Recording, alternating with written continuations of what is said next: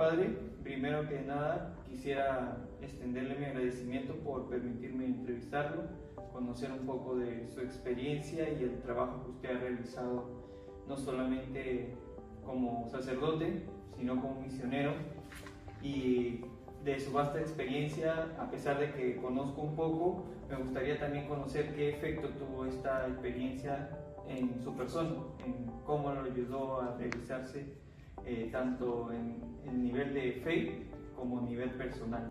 Desde los 17 años. A los 17 años tomé la decisión. Anteriormente, pues todo ha sido una preparación, porque el Señor, como sabemos, nos llama desde el vientre materno. Yo no conocía para nada a los agustinos recoletos, pero ya hice la primera comunión a los 7 años en mi pueblo. Admiraba a los predicadores que venían para dar los sermones, que venían del pueblo vecino que era más grande, y admiraba cómo convertían a la gente, cómo animaban a los hombres. También, por ejemplo, a los 10 años, por ahí más o menos, me animé a hacer la promesa de los 9 primeros viernes de mes al corazón de Jesús. O sea, son detalles de la vida cristiana que había en el pueblo, ¿no? Porque el maestro de la escuela nos llevaba todos los domingos a la misa, en el sentido que nos controlaba el maestro, y al lunes siguiente, si no habíamos estado, nos llamaba la atención.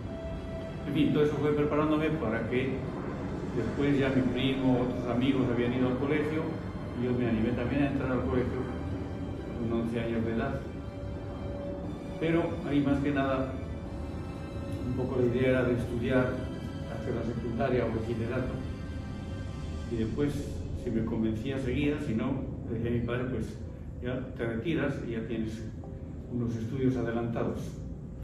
Pero ya, como repito, cuando tuve 17 años es cuando yo dije, no, esto que me están presentando los agustinos recoletos, para mí es bueno, merece la pena, esa vida de llevar el Evangelio, de ser misionero en Venezuela, Perú, sobre todo, esos dos sitios nos hablaban.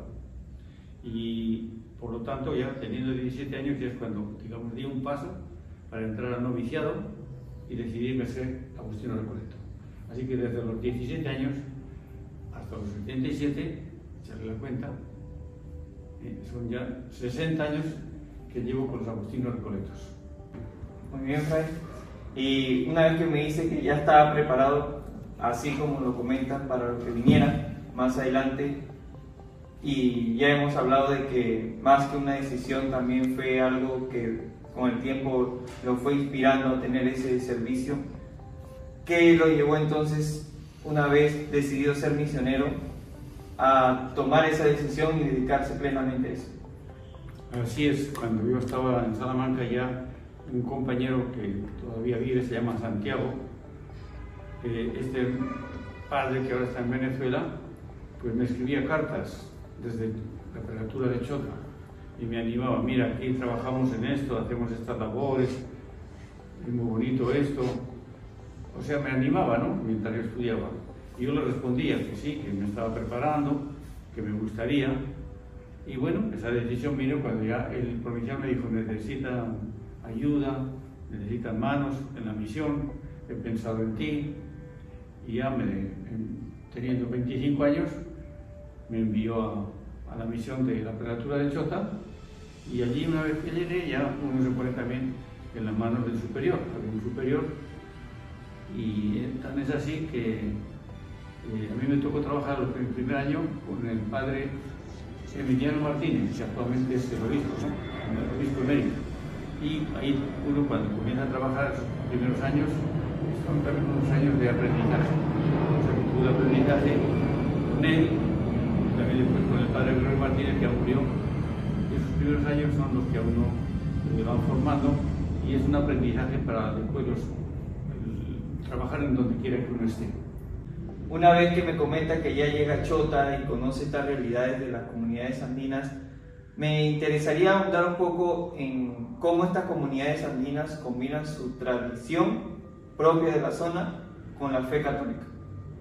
Así es, había que respetar aquello que ellos tenían como propio y que iba de acuerdo con la religión católica. Por ejemplo, en el mes de mayo, que estamos ahora, allí mucha costumbre de celebrar las cruces, se llaman las cruces de mayo. A mí al principio me chocó un poco porque era en una fiesta en un sitio, en otro caserío, en otro, y siendo ya que era la Pascua, ¿no? Sin embargo, después entendí que no, que se puede celebrar la cruz aún estando en Pascua, porque ya es una cruz gloriosa, y eso se trata nada más de entenderlo y de practicarlo y enseñárselo. De esa forma yo, por ejemplo, pues ya celebraba las fiestas de las cruces en 5 caseríos, 5 pueblos distintos, y todo porque llegué a entender que eso está muy bien compaginado con nuestra fe católica. Y así, estando viviendo con ellos, la forma de hablar de ellos, la forma de expresarse, pues uno va cogiendo aquello que es la vida de la gente y se llega mejor a ellos. Yo agradezco que, gracias a que fui acogido por las familias, por ejemplo, de don Bernabé Ortiz, con Margarita, que eran esposos de la señora Gaudelia, que son las que me daban en la alimentación, pero además también se preocupaban por mí, ¿no? Pues eso es estar con ellos, con sus familias, que eso ya me animaba y me hacía entender la forma de pensar que tenían ellos, que no era contraria con el Evangelio. Otras costumbres como el pediche, landaruto, botaruto y todas esas costumbres que había, pues eso para mí no estaba mal, y yo en lo que podía participaba, en lo que no lo dejaba, ¿no? Eran costumbres que ellos tenían y que yo sencillamente pues las respetaba. Muy bien, Fray. Y ahora que me comenta que se integraba muy bien en las comunidades y que pudo conocer y convivir con ellos en carne propia la realidad como tal, me gustaría saber si realizaba algunas actividades aparte de religiosas y cómo contribuyó en las comunidades de manera directa o indirecta con su trabajo, no solo como sacerdote, sino como misionero y también como un guía social, que era lo que prácticamente usted era en esa región. En los primeros años, además de la predicación en la iglesia, como eran las misas por la mañana, teníamos el rosario en la tarde, los sacramentos, bautismos, matrimonios, las charlas que se daban para preparar esos sacramentos, charlas también de formación a los catequistas, la promesa del apostolado de la oración. Además de eso, tenía el contacto con los jóvenes porque daba las clases de religión en 2 colegios, durante 5 años en cada uno, di las clases de religión. Entonces tenía el contacto con los jóvenes de primero a quinto de secundaria. Aparte, también me esforzaba en que los templos parroquiales estuvieran cuidados. Trataba de hacer obras en la mejora de esos templos parroquiales. Lo hice en el de Querocoto, en el de Pampa, más adelante en el de Lajas. En fin, eran obras, pero no muy costosas, porque tampoco disponía de mucho dinero. Pero sí, ya era un incentivo de trabajar. Después, en la parroquia de Chota, como era ya más grande y tal, ahí ya conseguimos dinero para levantar capillas. Entonces, hacíamos que en cada caserío, junto a la escuela, a capilla, escuela y capilla. Y de esa manera levantamos muchas capillas, unas 40, 50 capillas, caseríos que no tenían. Nos ayudó mucho porque venía. Y después, últimamente, ya, la última parte ha sido que, estando en la prelatura por tercera vez, fui como presidente de la ONG nuestra, Alcores Perú, y esa ONG es expresamente dirigida a promover las obras sociales entre la gente pobre. Aquello que el Estado no hace, que debería hacer, pero que no lo hace por lo que sea, porque no tiene dinero, porque no hay presupuesto, porque no hay gente dispuesta a ello, pues la Iglesia, con esta institución, lo hacemos nosotros. Por ejemplo, poner cocinas mejoradas, que se han puesto ya, yo no sé, a mí me ha tocado poner a lo mejor 2.000, pero en total se pasan más de 15.000 cocinas mejoradas.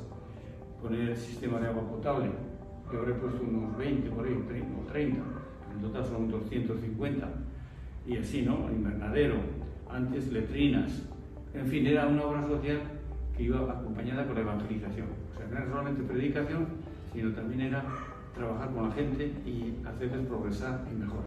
Muy bien, ya que me comenta que usted tuvo esta experiencia de convivir con las personas más pobres, más necesitadas y llevarles sobre todo el Evangelio. ¿Me podría decir cómo esto fortaleció su experiencia de fe? Naturalmente que sí, porque esa experiencia de fe que yo veía en los campesinos, sobre todo en los catequistas, es una experiencia que a uno mismo le anima, le transforma. El ver, por ejemplo, que un catequista viene desde 2 días de camino, caminando, andando, porque era pobre y no podía venir en caballo. Los que tenían caballo podían venir en bestia, pero sino andando. Y venía solo porque quería confesarse, quería participar en la misa y comunión, quería recibir unas charlas que dábamos en torno a lo que se llama la promesa del primer viernes de mes. Esos eran unos ejemplos claros de que hay gente que vive la fe comprometidamente y que no depende de tener muchos conocimientos o de tener dinero, sino que la fe se puede vivir en cualquier estado y condición. Y por eso ese ejemplo de estos, sobre todo de esos catequistas campesinos que daban su tiempo gratuitamente por la causa del Evangelio, eso es lo que me movió a mí también para que yo también, en mi razón de sacerdote, fuera también una persona que diera a conocer el Evangelio a aquellas personas que estaban esperando la palabra de Dios. Muy bien, Fray. Ya para ir culminando, me gustaría más o menos saber cómo usted describiría esa etapa de su vida en pocas palabras. Hasta este momento, quiere decir. Claro, cómo, o mejor dicho, céntrese en esa etapa de misionero como tal. En pocas palabras, ¿cómo describiría usted esa experiencia? Porque mi vida misionera es total. Desde que vine a Perú, ya me considero un misionero. Desde aquí, desde el momento que llegué a Lima, ya soy un misionero. Es decir, el 29 de octubre de 1974. Desde ahí soy misionero. Muy bien. Que esté en un sitio, que esté en otro, eso ya no cambia mucho. A veces es cierto que para estar en la sierra hace falta tener más contextura física, más salud. Eso también es cierto. Pero después no se requiere una cosa especial de títulos o de formación, una formación sacerdotal y tiene esa voluntad, ese deseo de servir. A mí me ha tocado servir en la prelatura la mayor parte del tiempo, Chotacutero, los antes de Cajamarca. Pero después me ha tocado estar en Lima, bien, con la gente de Lima. Me ha tocado estar con la gente de Chiclayo, con los de Chiclayo, muy amistosos. Y un pequeño tiempo he estado también en Cajamarca. Quiero decir que cuando uno tiene esa voluntad de un corazón que late en misión, como es nuestro lema, latiendo en misión, pues uno se acomoda y es misionero allí donde va. Muy bien, Fray, ya que me comenta que usted se considera misionero, sin importar el lugar de trabajo, ¿me podría entonces, ya con su vasta experiencia que me han comentado en estos minutos, decir algunas palabras para los jóvenes que estamos en formación, que nos estamos preparando, que quizás nos toque luego en algunos años trabajar así como usted y que necesitemos un aliento o unas palabras de algún consejo de una persona con su alta experiencia?